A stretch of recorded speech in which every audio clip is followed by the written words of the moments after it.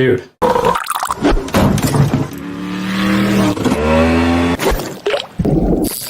Fish on.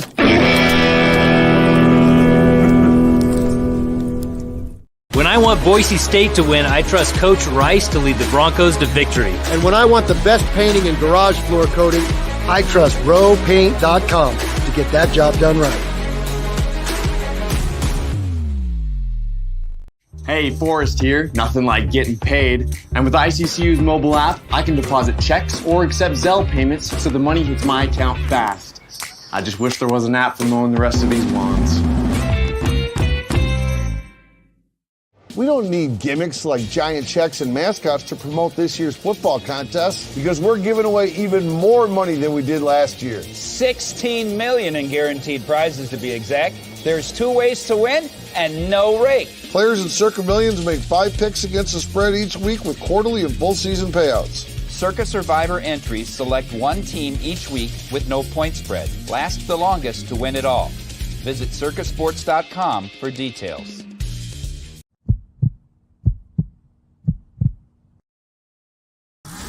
This is Bronco Nation News Live.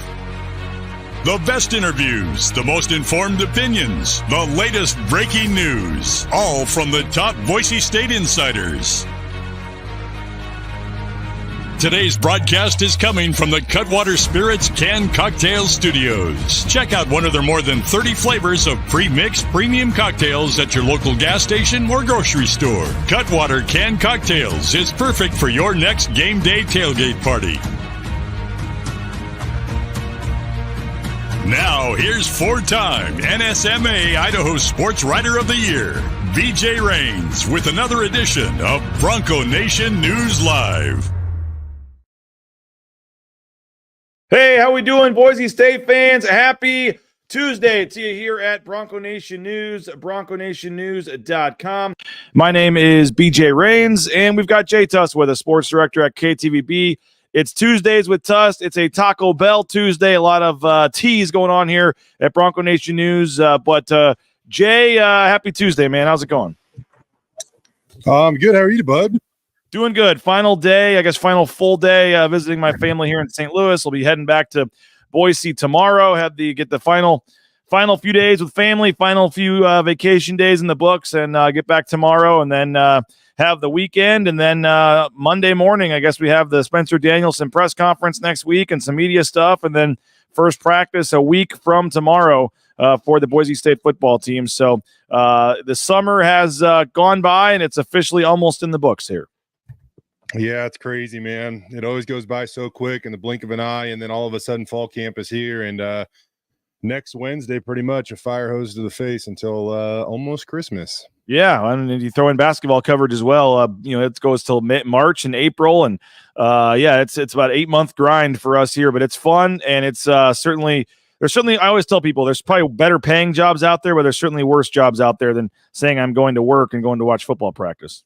Yeah, exactly. I'm excited, man. There's so many fun storylines that are going to play out this fall camp, and it's going to be really intriguing. Whether it be quarterback, wide receiver, filling in some of the gaps on defense, it's going to be a fun camp, and obviously it's a new era with Spencer Danielson taking over. Yeah, super excited about that and seeing what some of the media policies and things are as well. I think it's going to be friendly for us, and which means friendly for fans wanting to get a lot of coverage and access, but we'll kind of see how that goes here. I guess they're going to have an official announcement with the fall camp schedule and all that later this week, but and the policies and things. But at least for now, we've been told Monday is kind of a media day type thing, and Wednesday will be the first practice. So we'll get ready for that. We are going to talk a lot of football on this show. We're doing our 5. I said yesterday, Jay, we in the years past, we've done 20 or 25 kind of players and do a big countdown.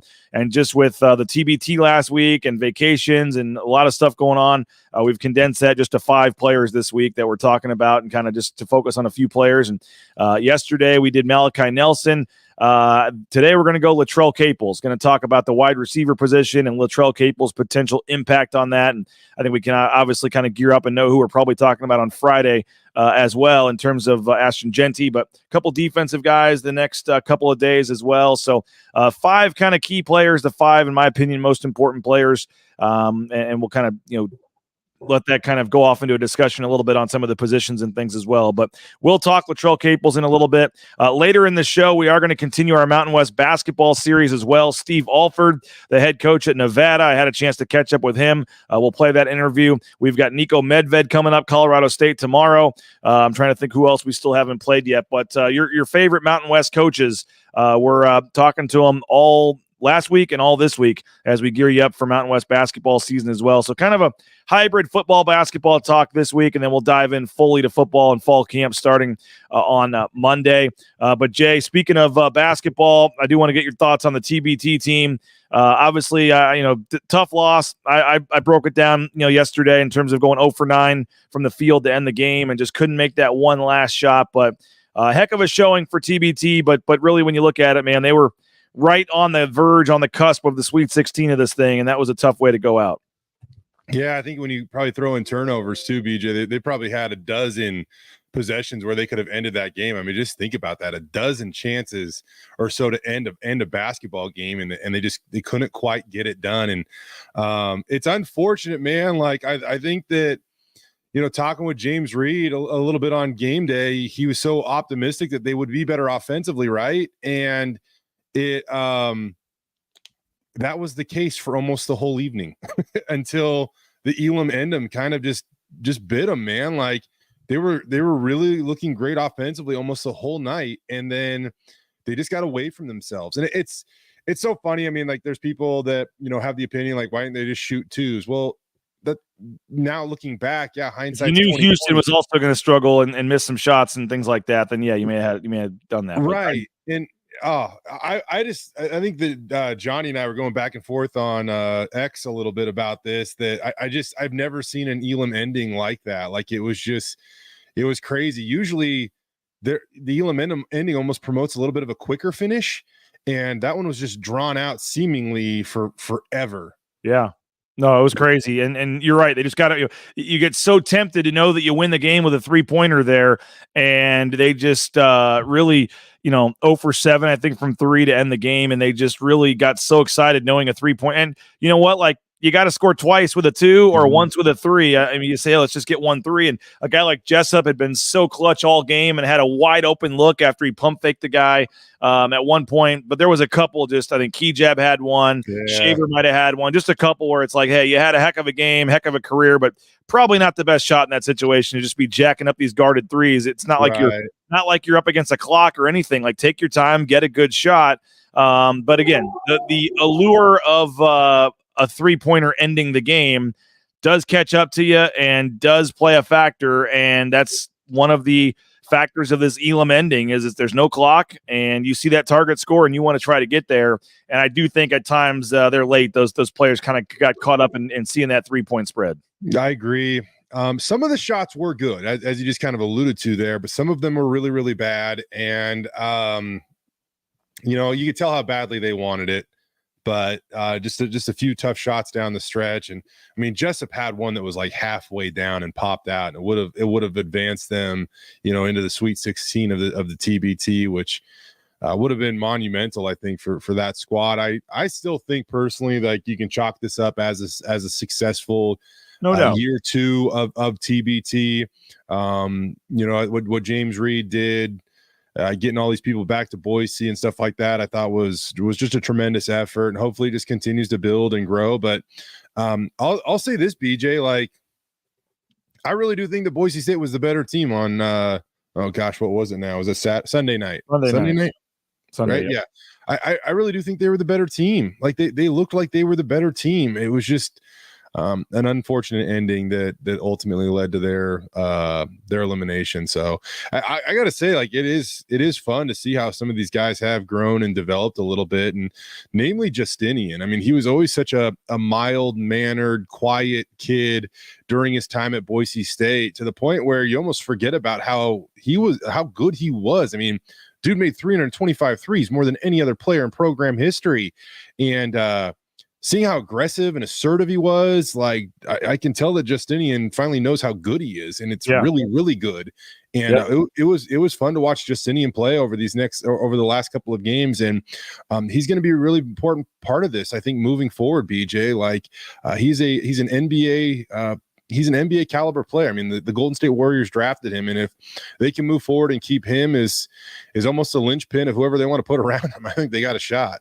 Yeah, no doubt. And hopefully this will all culminate next year with them getting to host the regional in Boise. I mean, that would be pretty darn cool to have this at Extra Mile Arena. And you saw, as I said yesterday, you saw what a home court advantage, even in a summer TBT tournament, can do. They had some fans. They had Kelvin Sampson getting on the refs there courtside.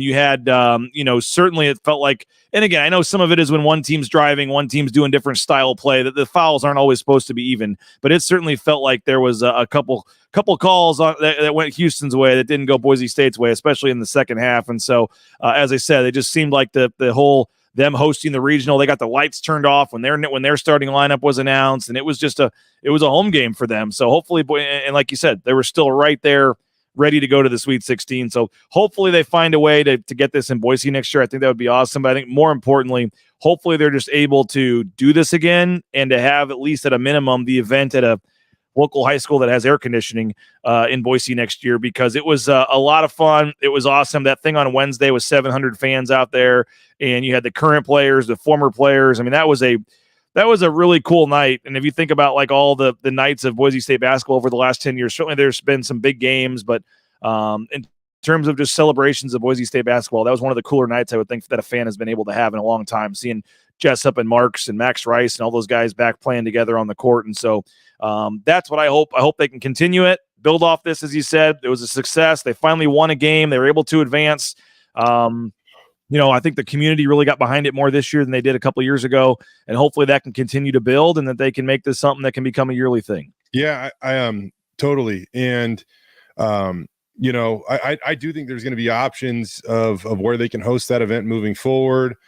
It would be great to get it here, BJ. I'm not even worried about home court. Like, it's just travel is different when you're kind of in this situation, right? And I know that once a Bronco didn't have like the smoothest travel down to Houston, they were delayed a couple hours, and apparently at one point in time, James Reed is on the phone with the hotel, just informing them they're going to be late, and then all of a sudden the hotel informs him that like half their beds are going to be pull-out couches, and he was like, "No, we're not having that." So,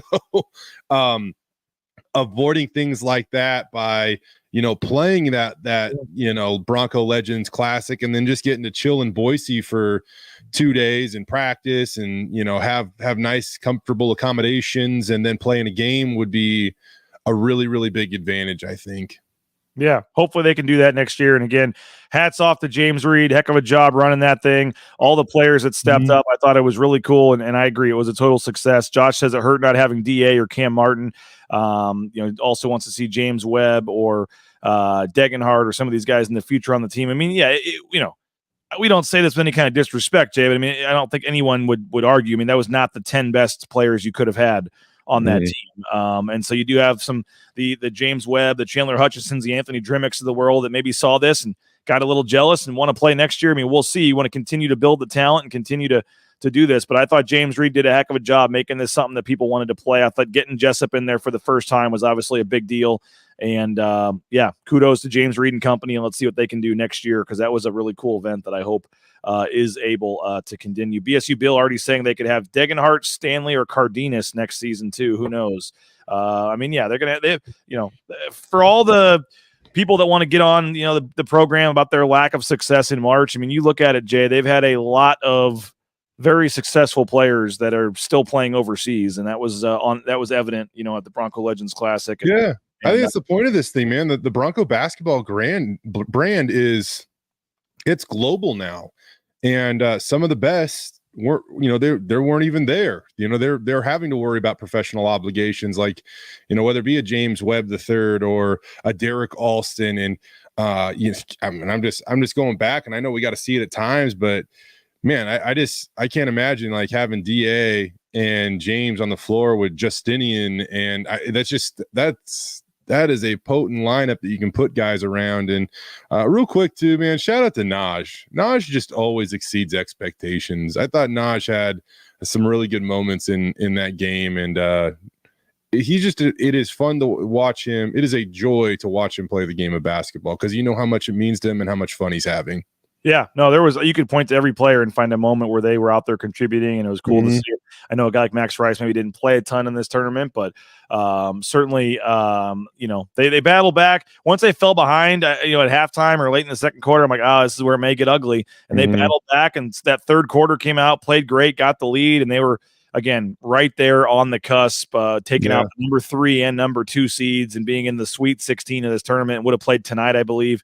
So that is certainly a tough pill for James Reed and them to swallow, being that close. But again, when you step back a couple months from now, you're going to see it as nothing but a success. The Elam ending is always funny because I feel like the team that I mean, obviously, I guess, but the team that's in the lead, I just feel like they have a massive advantage. And in this case, if it was just traditional basketball rules with Justinian shooting free throws and stuff down the stretch, like if it was just I know that's not the point of this tournament, and ifs and buts just don't really even friggin' matter. But if it was just a traditional basketball game, I think that, Boise State would have, once a Bronco.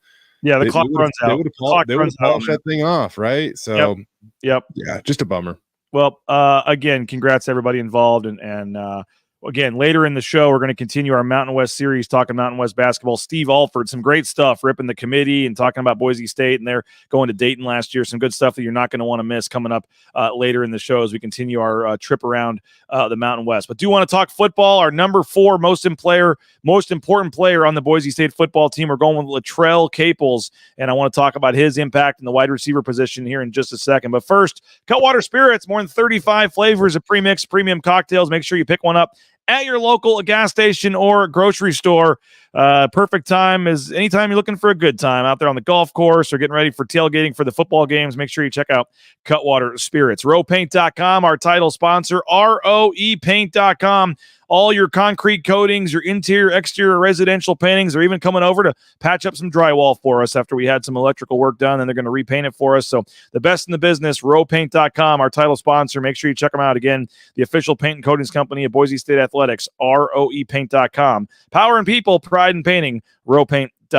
Tyson Degenhart working with ICCU. We are as well, and you can as well. ICCU.com. You can find a branch pretty much on every corner. Idaho Central Credit Union. They're all over the valley, all over the state. They had about 7 logos all over Bora High School when we were there last week for the game. Idaho Central Credit Union, appreciate their support of BNN. And again, and like I said, you can go find a branch in it on pretty much any corner, but you don't need to, because the easiest access, easiest to use, and all you need to use is the mobile eBranch online banking in your ICCU app. So go download the app, get started today. You'll be happy you did. Idaho Central Credit Union, ICCU.com. Speaking of easiness and ease and being happy with how it went, how about the number 1 ranked realtor in the Treasure Valley, Matt Bauscher and Bauscher Real Estate, helped us buy our home, helped us sell our home, and the whole team, Cade, Sarah, everybody was involved. Kelly, Matt just did a tremendous job. We're very appreciative and thankful of what the Bauscher team did for us when we were going through this process the last couple of months. So always knew that he was first class, but I found out firsthand why that is the case. BauscherRealEstate.com. Again, number 1 ranked realtor in the Treasure Valley for a reason. Check them out at BauscherRealEstate.com. And Shop Ridley's. ShopRidleys.com, Ridley's Family Markets. Again, if you're heading up to McCall area for a weekend here, but in terms of the rest of the summer before school gets going, they've got that location right there as you pull into town. So just bring your empty cooler and get all your ice and meat and everything you need there at Ridley's Family Markets. And again, the Cuno location, Star location, they got some in the Treasure Valley, Magic Valley, all over the state of Idaho and the surrounding states. Find a location near you, and remember, download that Skip app, and you can get savings up to 40% off the checkout line. Again, Ridley's Family Market's a big sponsor, and we appreciate them at Bronco Nation News. All right, Jay, we are going 5-1, kind of an abbreviated list here just to get some Boise State football talk in this week. And I've got number 4 on the most important players for Boise State football, in my opinion, as Latrell Caples. And you could maybe argue they're so deep at the wide receiver position, a wide receiver in the top 5 is not necessary because somebody's going to step up. They're going to be fine. But there's a lot of talk and a lot of guys, they're largely unproven, Jay. I mean, we people are very excited about this wide receiver position. You're excited about the improvement of Austin Bolt, the expected improvement of Prince Strawn and what they did last year. And I certainly think both those guys could have 40, 50, 60 catch seasons.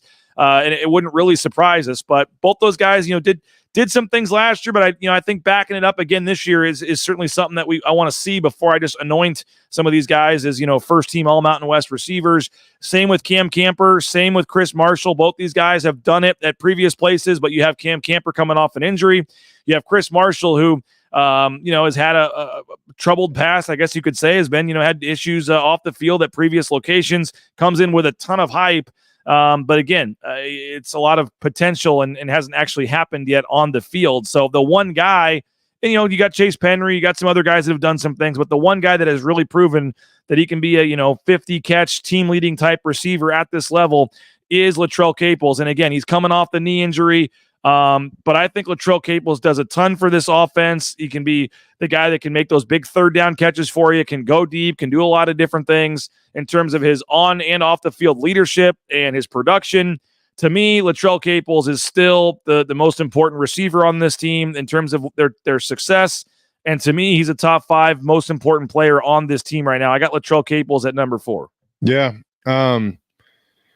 I straight up, I didn't know that we were going to talk about this topic today until this morning, but I had gave already 12 minutes of notice. It's cool. I'm going to try to tell everybody how we're just kind of on the same page, apparently, because I was actually doing a little research on Latrell Caples just for fun, I guess, because I just look up stats for fun, right? Last night, and I was actually going to make a little post about him today. And so I'm actually stoked that you texted me this morning and said, hey, we're going to talk about Latrell Caples, because I think a lot of people have forgotten about Latrell Caples, but there's some perspective you need to show the trajectory that he was once on before an extremely unfortunate injury last year that he suffered before the season even started. And we just never got to see, number 3 now in action, right?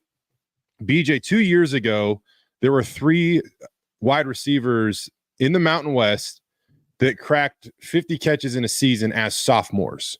Those 3 were Latrell Caples, Ricky White, and Torrey Horton. Torrey Horton and Ricky White had monster years last year.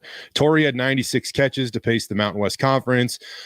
Ricky had 1,483 receiving yards, I believe, which is top 10 in a single season in Mountain West history. And all of those 3 had something in common that as sophomores, and Latrell wasn't available for Boise State due to injury, and you saw what those other 2 guys did. So if that doesn't necessarily satisfy you enough, if you go back over since the turn of the century or whatever, since 2000, Latrell, for Boise State sophomores, his 51 catches were tied for 5th most. The guys in front of him, Shane Williams-Rhodes, Matt Miller, Khalil Shakir, and Matt Miller again. Matt did it. Matt was a monster as a freshman too. So those are the underclassmen that did it. So you're talking about Shane Williams-Rhodes, Matt Miller, and Khalil Shakir. Also tied with him, Jeremy McNichols and Thomas Spurbeck. These are the most prolific pass catchers, some of the most prolific pass catchers in Boise State football history. And Latrell Caples is right there with them, during a sophomore year, which, again, you go back to that sophomore year, some instability at quarterback, things like that. And Latrell still found a way to put together a pretty big season, man. And so at one point in time, he was on a very steep trajectory to being a really, really good football player. And that should not be lost on Bronco Nation. I think that Latrell is a very important piece to this specific squad moving forward. And he was also dynamic against zone coverage a couple of years ago. So I'm really looking forward to seeing what Latrell Caples can offer this Boise State football team. And he's a guy that I said, was one of the candidates I thought to come down to media days. He's going to be a team leader in that wide receiver group and for the offense as a whole. So what is he, a 4th year? What year is he actually? With the injury last year, is he a 4th year junior, I guess, technically, or has he got another year left after this? I think they're technically calling him a senior right now because you technically don't get your red shirt back until after you're done playing. You're supposedly right. So technically he's I don't even know. He has another year left, right? Yeah, exactly. Yeah. He does. He absolutely can come back for another year, but he would have to get through this year, apply for his medical waiver, and then come back next year on a medical hardship, which he fits the bill for 1,000%. Like, there's no reason he shouldn't or couldn't do that. Yeah, I mean, you just put the stats out there, though, Jay. I think some Boise State fans I forget, but I mean, I think some remember. But like, he is getting slept on a little bit in terms of like he was their best receiver 2 years ago, and I think he quietly did that because he was a sophomore. He was coming off a season as a freshman where he had like 10 catches or something, whatever it was. Didn't have a ton of production. Comes in, has that solid season as a sophomore, and I think he was. Just like Ricky White, just like the Torrey Horton, like if he'd have been back next year, might have increased that to 60, 70 and taken that next step. Yep. So he is coming off the injury, but I think he's a guy that is, has a chance to just be a dynamic playmaker in a lot of ways, as you said. And again, you could argue the other receivers on this team, like someone like they have enough depth that like he, it's not like he's clearly their only good receiver. But I do think he's the one guy, like I said, in the Mountain West at Boise State that has done it and that we've seen do it. And, I think Camper, if he's healthy, could be big. Yeah. And I guess I'm throwing the same caveat out there because Latrell Caples is coming off an injury too, but he's been much further ahead, was out there all spring. I don't think he's got any kind of injury concerns to worry about. Camper, does, or at least, we haven't seen him out there a ton in terms of spring practice. He was out in the summer and stuff like that. So I am intrigued about a lot of the receivers, but I do think that if this team wants to be the offensive team, and we all know it, like Ashton Genty, they're going to run the ball a lot this year, but if they want to do the things they want to do offensively, whoever the quarterback is, they're going to need some receivers to step up. And I think you need Latrell Caples to be the top dog on this receiving group. Yeah.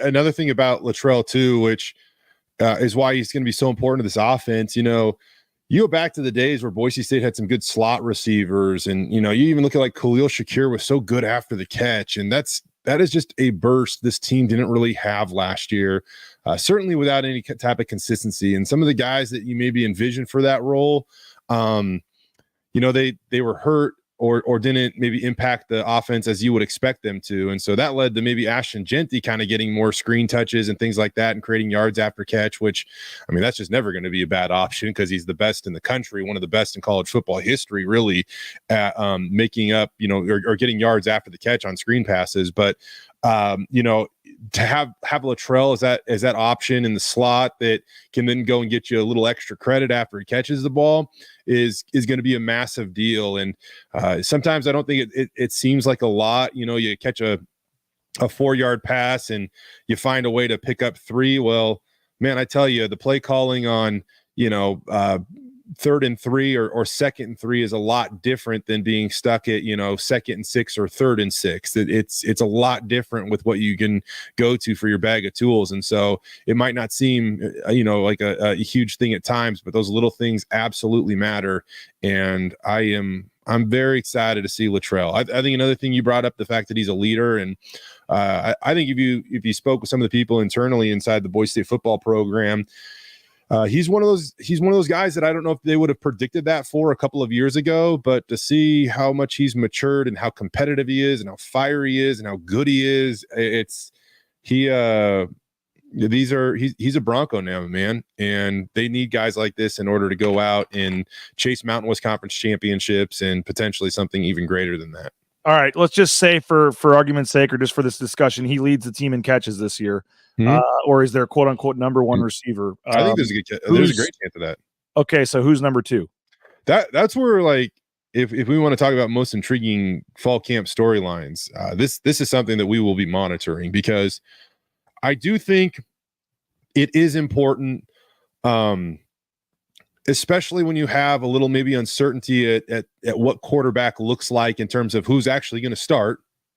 I think it's important to have a number 1 wide receiver that that you can go to, target, you feel comfortable, throwing the ball his way in situations where you need a 3rd down conversion or anything like that. And Latrell can be that guy. But after that, BJ, this is going to be one hell of a competition in fall camp. Austin Bolt has been waiting forever for this moment. dude averaged, in terms of the depth of yards and what, per target for him, I mean, a tremendous deep threat. The same for Prince Strawn. I actually posted something about Prince yesterday. He averaged 22.8 yards per catch last season. That was the second most in the Mountain West for anybody with at least 10 catches. And now you have Cam Camper and Chris Marshall all of a part of the, all of a sudden a part of the discussion. I think the way that I summed it up is this group is full of potential, but also question marks. Sometimes there's a negative connotation associated with question marks. That's not the case here. That is just, there's a certain level of uncertainty and unpredictability that is really, really exciting because whatever is on the other side of that, whatever the answer is going to be a great answer for this offense. Well, we'll get a poll question up there on the YouTube page who Boise State's number 2 leading receiver will be, because I think if you just said leading receiver, most people would probably lean Caples, but I know there's a lot of excitement for Austin Bolt, and I know we've talked a lot about him over the years, being the local kid and having a lot of hype, but it does finally seem like, Jay, that he is maybe ready to really emerge as a legit Mountain West receiver this year. He does. He really does, and he showed some flashes late in last season that proved he can be that guy. I think Austin now has to prove that his game has a little bit of versatility. And it's really funny to say that about Austin Bolt, BJ, because he might be the most versatile football player at the high school level locally that I've ever covered. The guy did friggin' everything. He played quarterback. He played wide receiver. He played safety. He was the kicker. He was the punter. He was the punt returner. He was the kickoff returner. He did everything at Bora High School.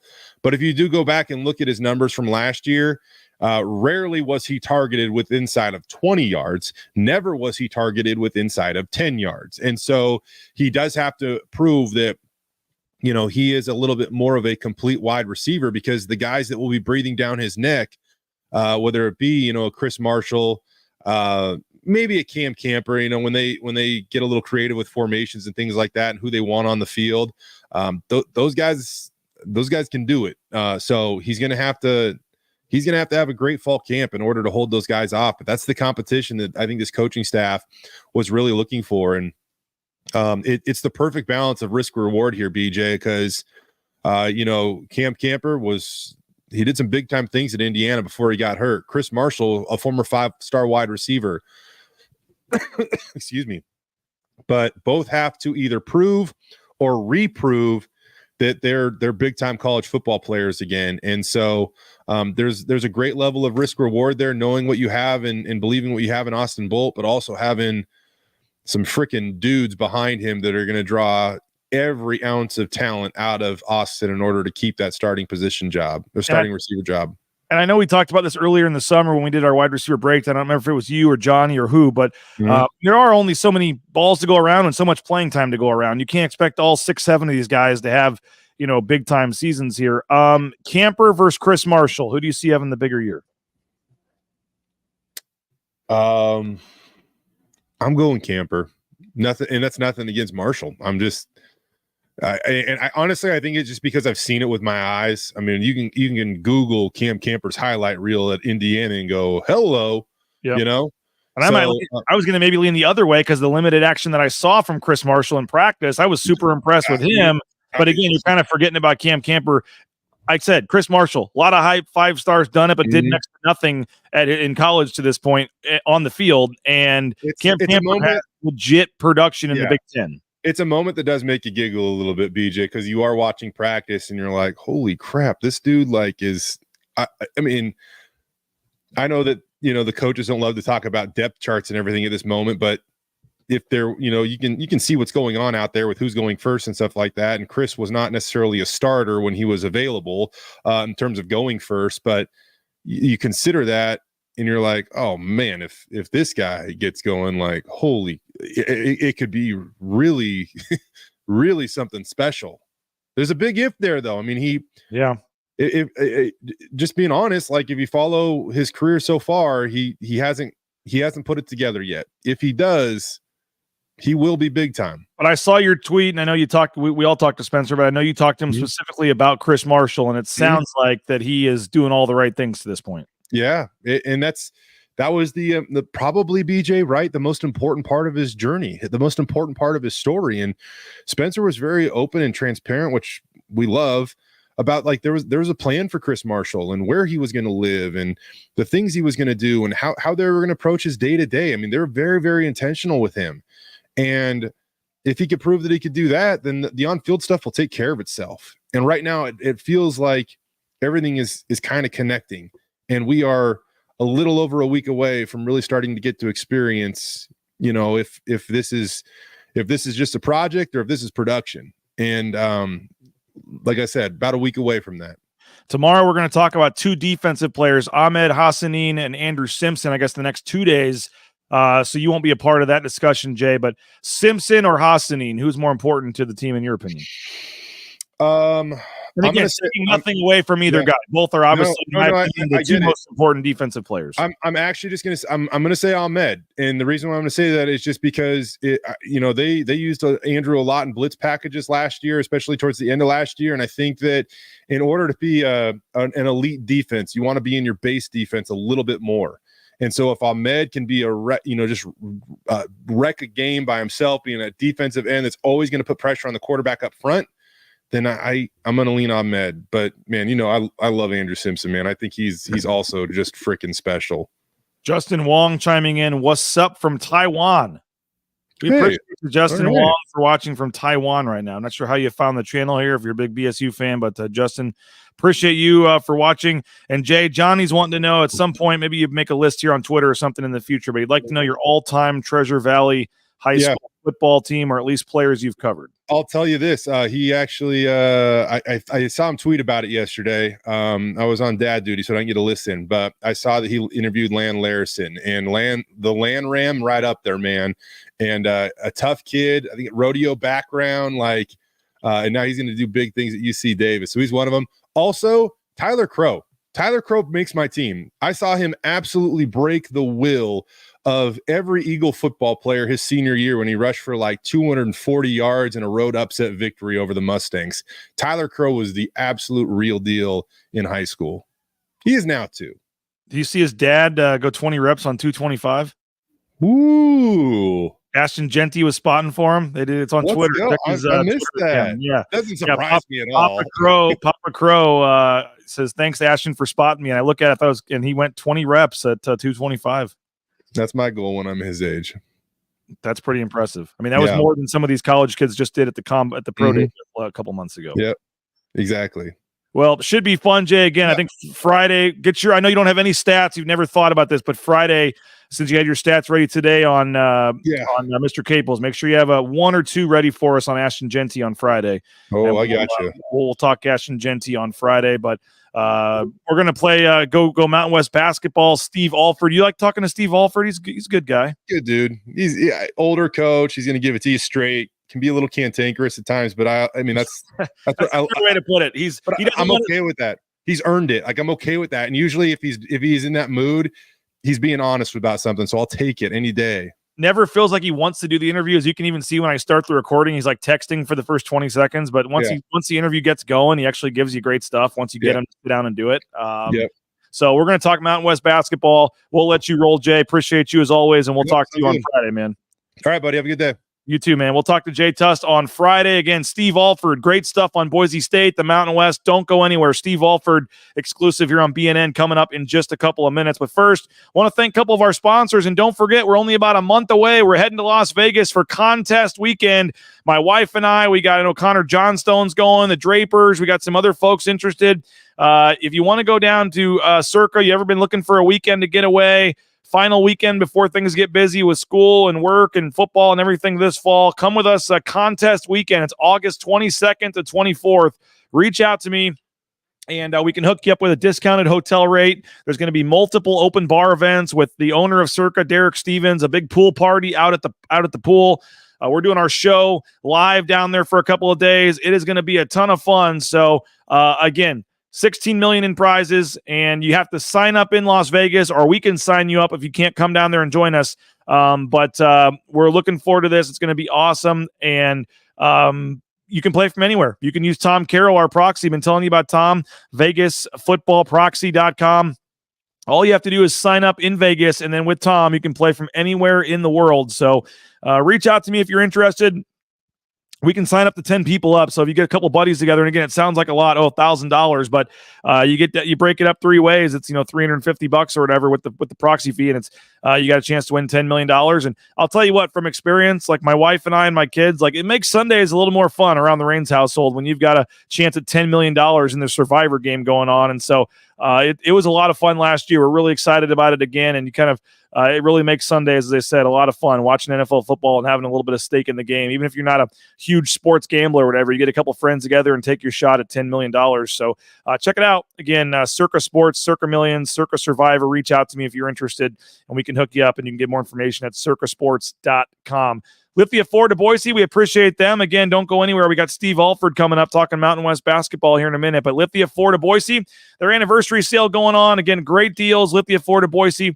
The Reigns family, we're super happy with our F-150. Again, you go online, lithiafordboise.com. You can view their full inventory of vehicles. You can compare, do your research, kind of see your price range, see the miles, see what you want, and then go on in there with a couple you already have set to go and test drive them, and then you're on your way in a couple of hours. So they are huge supporters of Boise State Athletics. Return the favor with our friends at Lithia Ford of Boise for your next purchase of a car or truck. Taco Bell, this is a Taco Bell Tuesday. We're going to get back out there soon and do a broadcast from Taco Bell here in the near future. Love that Broadway location there. Probably after some spring practices or some fall camp practices, maybe we'll head over to some Taco Bell for some lunch and some broadcasts there in between the practice and the interviews. TacoBellWorks.com. You can get more information.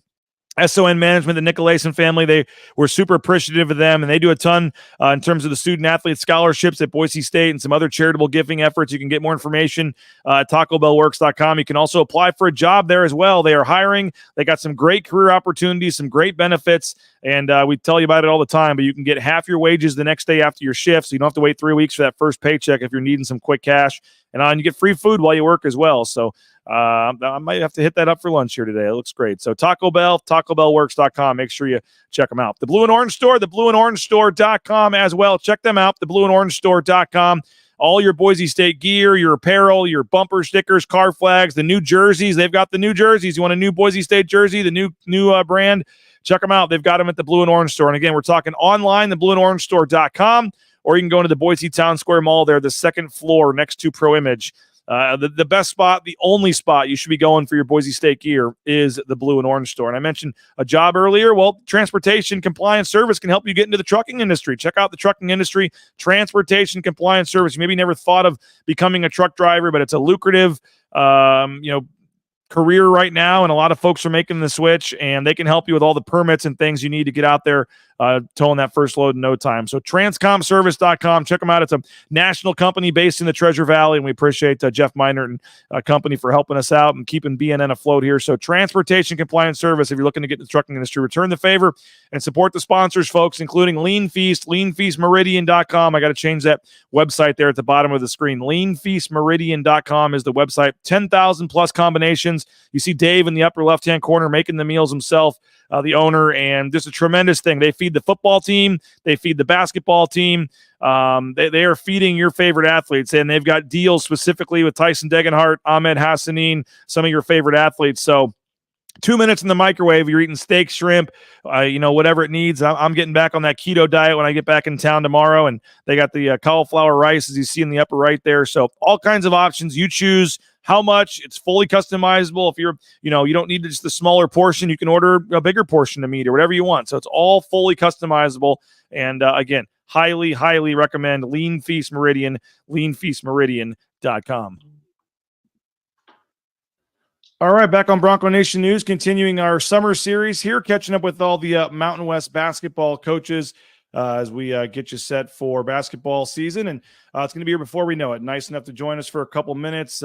Head coach at Nevada, Steve Alford. Coach, great season last year, number 2 seed in the conference tournament. You go to the NCAA tournament for a second year in a row. Appreciate your time for joining us. How you doing? Thank you. Appreciate it. Thanks for having me. Well, just big picture wise, I guess first, you lost a couple of key guys. You kept some key guys. You made some nice additions in the portal. Maybe if you could just kind of give us the 30,000-foot overview of your program right now. Yeah, it's hard this early. We're just not even halfway through summer, and we don't have all the guys here. But I guess the biggest thing is I thought we did our staff. I'm very appreciative of our staff. They did a good job of I think now where you're in that business, it's about who you retain, and we retained what we needed to retain, and so that was a big positive. We've got a very good nucleus coming back, and then I thought the staff did a really good job in the portal. We were able to target what we felt like we needed to add, and we've done that, and we really like what we were able to do in the portal. It's probably going to be might be my first year in 34 years of coaching that I don't have a freshman on the roster, so it's a little different. But we're going to be an old, very physical, I think more athletically than we were a year ago, with more experience. So it's going to be a very competitive fall once we get everybody here. Of just seeing who ends up being in that rotation, I think it's going to be very competitive because we got a lot of bodies. And I forget which coach I talked to yesterday, but they said the same thing. They don't have a freshman either. I guess that's just the day and age of college basketball now, and how much easier it is to pick guys that are maybe more veteran and can help you faster. But a couple of your returners, as you talked about, Nick Davidson and Trey Coleman, KJ Himes. I mean, to have 3 starters back, and I know you have a couple other contributors, Daniel Tyler as well, back. But just to have 3 starters back, that nucleus, as you said, I mean, that's a luxury a lot of teams in this league won't have this year. Yeah, I think that really helped us a year ago. We were able to retain Keenan. We were able to retain Jared. So I think that that really helped us. So I really do. It's being able to retain and then go and figure out the gaps that you need to fill in recruiting. And I'm at least right now in July, I'm very excited about what we're able to do. Now it's about blending it all together like we had to do last year, and with new guys coming in. And we had some really good new guys that came in that gave us a lot of good minutes. And, I think that's always going to be a big key. And that's a big key this year because we probably got more that we're bringing into the mold this year than what we had a year ago. I wanted to ask you about a couple of those returners. Trey Coleman first. I mean, we know defensively, obviously, what he can do being on the all-defensive team multiple years here, has shown flashes offensively. But now with some of those other guys, maybe moving on, I mean, how much better can he be as an overall player, and what's the outlook for Trey? Yeah, he's had a really good summer so far. He's gained weight and strength as old guys do, and he's in his 5th year. We've got him in his 5th year. We've got Daniel Foster in his 5th year. Ducell in his 5th year. We've got KJ Himes in his 7th year. We've got Nick in his 4th year. We've got a couple more portal kids in their 4th and 5th year. So we've got a lot of age and experience, and I think that's Trey. And Trey's offense has continued to improve year in, year out. I think this is a team we could really be good defensively because of just our size and our experience. And hopefully that's true, and it's going to be led by Trey. Trey is, I think Trey and Daniel are as good defensively as anybody in this league from a backcourt standpoint. So it starts with those 2 guys defensively, and with what he's doing offensively, it's been pretty impressive. Not just last year, but what he's continued to do here in the spring and summer. You mentioned Nick Davidson being a 3rd-team All-League player last year. How much better can he be? Yeah, I think Nick's got that potential to, he's one of the better players in this league. He's very versatile. We can play him at both big positions, and he can guard multiple positions. So I think he came here, he redshirted, he had a very good freshman year then, last year an outstanding year. And now I think it's that time for Nick to where I think he's very excited about the potential of where he can go from here, because he's got a chance to be one of the outstanding players in this league. I had to do it. You mentioned KJ Himes, coach. I had to do a double take on the roster to make sure he was still back this year. You mentioned 7 years. That kind of experience and having a guy like that back, I mean, what does he provide, and where can he try to still, in his 7th year, elevate his game? Well, I think, for KJ, he's just had to battle an awful lot of injuries. He had a season-ending injury a year ago and didn't get a play. He redshirted under Coach Musselman. He's been here longer than I have. So, but he's got a lot of experience in this league, and he knows about this league. He knows what it takes now. And, we have been close. We've had a couple 2nd-place finishes, and last year was one of them to where we've been close to winning a championship. So just having that experience of knowing this league, knowing what college basketball is all about, and he's healthy. I think last year was kind of a year where he was trying to see, after back surgery and missing the whole year other than the first 4 games of the season. I think last year was more of a feeling out year of, hey, did the surgery really work? Is my back really going to hold up? And I think he feels very good about it now. And we've seen that here in the spring and summer with him. What about Daniel Tyler, your other returning guys, that were contributors? I mean, where do you hope they can take that next step, and where do you see them in terms of their roles and fitting in? Well, Daniel's got a lot of experience running, very strong physical guard. Like Trey, his offense has continued to improve, but he makes his money at the defensive end.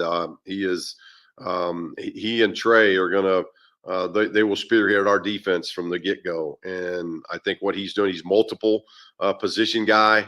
Daniel can play with the 1 through the 4 for us, which that versatility really helps us, not just offensively, but defensively. Great leader. Somebody that's going to really help us in a lot of ways. And then TR got some good experience at the point as a freshman playing back behind Keenan. And now we need him to take that next step in the point guard position, which I think he's ready to do. And we got Amir, who didn't get as much play last year as we had liked, but is a shooting guard who had a really good freshman year of just practicing, learning in a really veteran team. And he's had a very good spring and summer.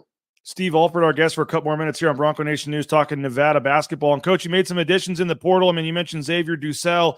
I think he's the 4th guy in the Mountain West, maybe the 5th. That's on like his 3rd Mountain West school, or on multiple Mountain West schools. I mean, these guys, you see him, and you bring him over, and that was obviously a big pickup. Maybe you could just touch on what you hope to see from Dussel, and then Kobe Sanders, and just your other portal additions. Yeah, with Xavier, he's just somebody that can really shoot the basketball. And we lost a guy like Jared Lucas who could really shoot it. And Xavier, I think, is going to fill in very nicely in that position. I think he's less than 63s away from breaking the Mountain West record, I think, on threes. So he's been in the Mountain West a long time with Wyoming and Fresno. So he, again, like KJ, he's got a good feel and understanding what this league's been about. And he's a shooting guard that can really make shots, and he's got deep range. He's more athletic than I thought. I told him that the other day in practice. So we're really looking for big things out of him. Kobe is, a guy that at 6'8" can play the point, and another very versatile player that can play multiple positions. And that's pretty exciting, for us, especially having a big point guard last year in Keenan, I think really helped us both offensively and defensively, and having that opportunity now with Kobe to do the same, and even a bigger guard than what Keenan was, is going to be big for us. The scorer, both he and Xavier are big time scorers from the programs that they're coming from. So it's going to help our scoring because we lost Keenan, and McIntosh and Lucas were all good scorers for us. And so I think both those guys are going to help with our scoring. We've been extremely impressed with Brandon Love, a big that we've got that really adds to our athleticism in the front court, shot blocker, rim runner. Been very impressed with his offense and defense early in the workouts, and I think he's going to help us from day one. Justin McBride from Oklahoma State is somebody, a young player that I think is going to be a really special player down the road. He's about 6'8" and can shoot the basketball. He can do a lot of things athletically that we really like what he's doing. And then getting Chuck late in the summer, getting that big guard, about 6'5", very athletic, strong, physical kid he's from Detroit, but he played at Evansville last year, is going to give us a lot of versatility in the backcourt, because I think he's already way ahead of the game, both offensively and defensively, for a young player that's still got 3 years left. I know you say it's early in the summer, Coach, but I mean, it sounds like you like your group. I mean, it's on paper, it's one thing. You've seen them a little bit, but when you look at who you have back and what you add, I mean, overall, how do you feel about this team? Well, we're excited, because we think we've taken 2 really good steps the last couple of years, and now here comes a year where I think we're going to be even older. We should have more experience. Our physicality and athleticism has been addressed, and now it's just blending all that together. We got some great guys that they're hungry.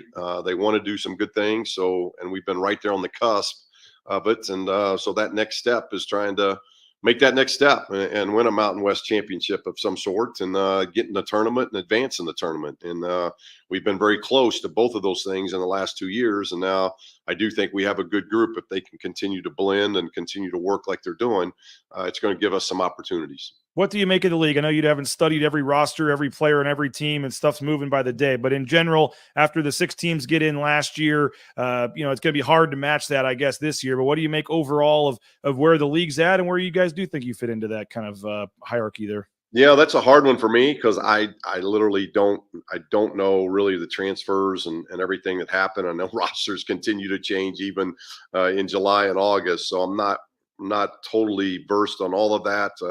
I just know it's a very competitive league, top to bottom. It keeps getting better and better. And as you mentioned, had a record 6 teams make it. Not sure, and there's been a lot about the postseason play, but postseason play, people got to understand, postseason play has a lot to do with seeding.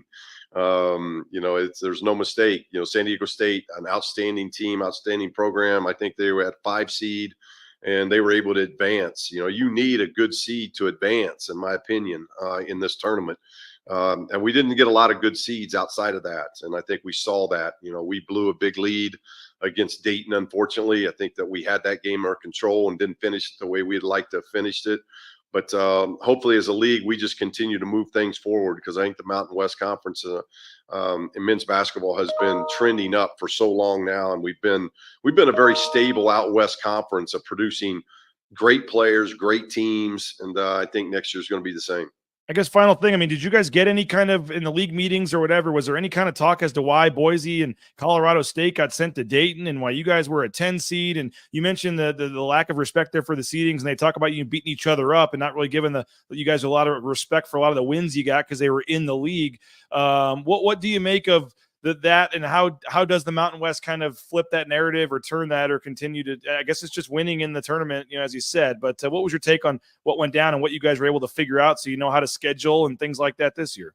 Yeah, we've heard a lot of that. And I think, to be honest with you, I think all the coaches, we think those are really weak excuses because the Power Fives, they beat up themselves in league play. Their quad 1 wins are coming mostly in league play. And that's what happened to the Mountain West. Well, why did it happen to the Mountain West? Because the Mountain West was really good.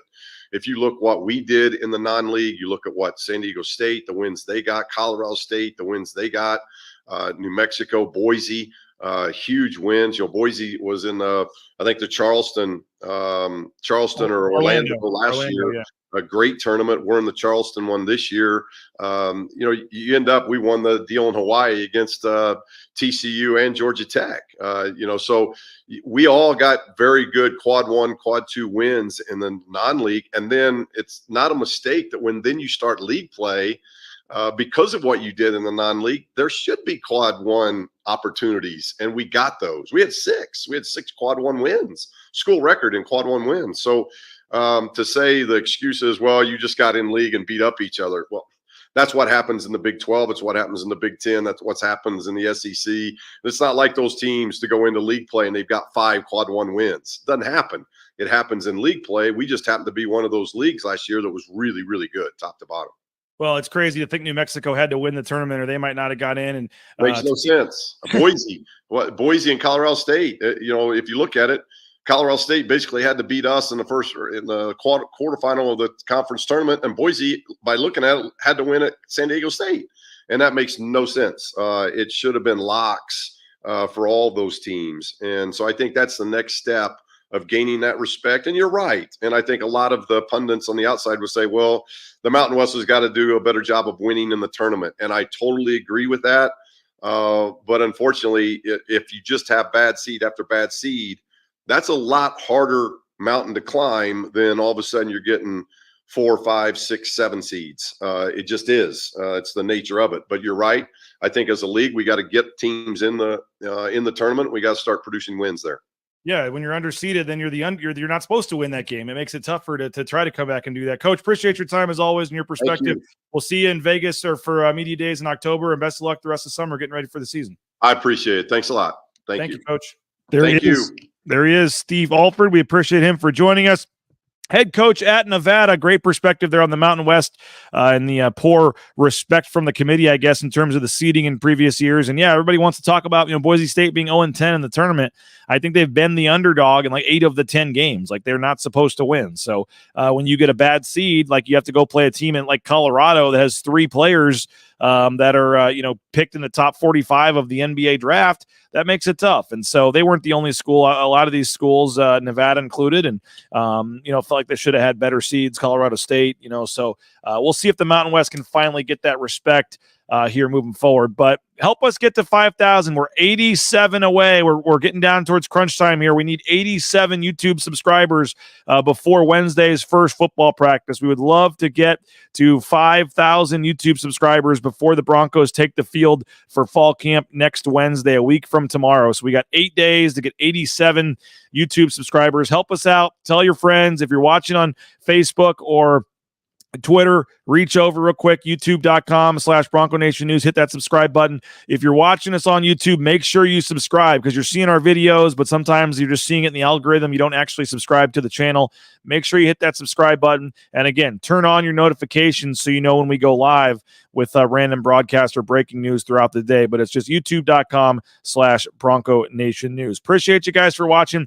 Not sure on a show tomorrow. I'm going to be traveling in the morning back to St. Louis, so back to Boise. There may be no show tomorrow. Thursday and Friday we'll have shows. We're working on maybe taping one for tomorrow. We'll see. But as of now, there may not be a show tomorrow.